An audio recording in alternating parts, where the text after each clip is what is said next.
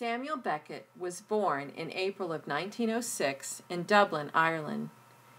He studied English, Italian, and French at Trinity College in Ireland before immigrating to France, where he would stay off and on for the remainder of his days, and also where he would meet his artistic mentor, James Joyce. He would later say of Joyce that, "I realized that Joyce had gone as far as one could in the direction of knowing. I realized that my own way was in impoverishment, in lack of knowledge and in taking away, in subtracting rather than adding." Beckett published short stories, poems, novels, and essays while living in France, but in 1953, Waiting for Godot, Beckett's first drama written for the stage, was produced in Paris. Waiting for Godot centers on the trials and travails of Vladimir and Estragon as they wait for Godot. The play features a great many allusions to Christianity and religion. 4 years later, in 1957, Beckett's second full-length play, Endgame, was first produced on stage. Beckett originally wrote the play in French and translated it himself into English. The English title of the play, Endgame, is a chess term for the last part of a chess match when there were only a few pieces left on the board. The French title of the play, Fin du Partie, translates literally as endgame, but the French phrase denotes the end of any game, not specifically chess. Endgame's plot, or lack thereof, centers around the master-slave relationship between Ham, a blind and immobile old man whom Beckett said to be a king in the chess game lost from the start, and Clove, a younger man with a limp, who lived together in a post-apocalyptic bomb shelter along with Nag and Nail, legless and possibly already dead proto-versions of Oscar the Grouch. The play's lack of action and stilted, tangential, and abstract dialogue leaves much to interpretation, as does Beckett's use of puns and chess metaphors. The names of the characters in the play are analogues for the words for hammer and nail in English, German, and French.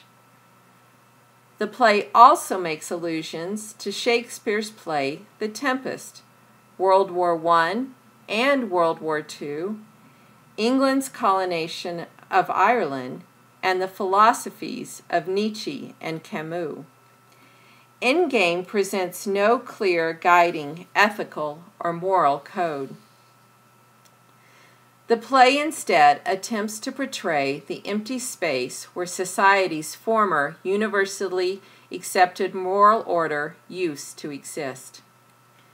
The setting of the play, a single gray and grim room with 2 windows, which look out onto land and sea, are dominated by Ham, immobile in his chair, and accented by Nag, and Nail's dustbins in a corner. These have been interpreted as portraying the inside of a skull. Endgame's open-ended nature lets the audience and reader create a great many different interpretations as to what exactly Endgame is about. Beckett's texts for the theater were, unlike his American contemporaries, Tennessee Williams and Arthur Miller, portrayals of the absurd aspects of contemporary life. As Martin Esslin wrote in his article, The Theater of the Absurd, Beckett and his fellow European playwrights, such as Eugene Ionesco, revealed the irrationality of the human condition and the illusion of what we thought was its apparent logical structure.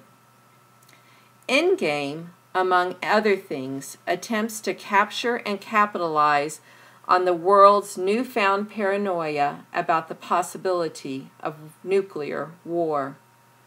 According to Clove, the world outside of the room, shared by Ham, Nag, Nail, and him, is, in a word, corpsed.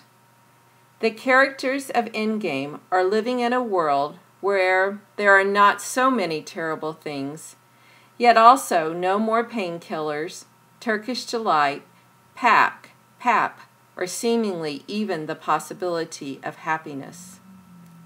Clove's non-descriptive responses to Ham's incessant interrogations into the state of the outside world are either zero or gray from pole to pole.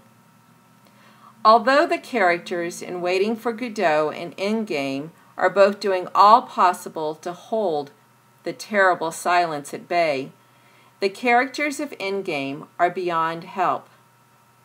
Like the woman behind the mouth in Beckett's play Not I, Ham, Clove, Nag, and Nail have been through trauma which still haunts them. Like the forlorn and alone character in Play Without Words 1, the characters in Endgame exist in a world where the possibility of salvation has been extinguished. By pushing the limits of setting, dialogue, and coherence, Becket creates in his absurdist plays a heightened and perhaps incisively truthful portrayal of the human condition. Becket eschewed traditional theatrical forms and relied upon the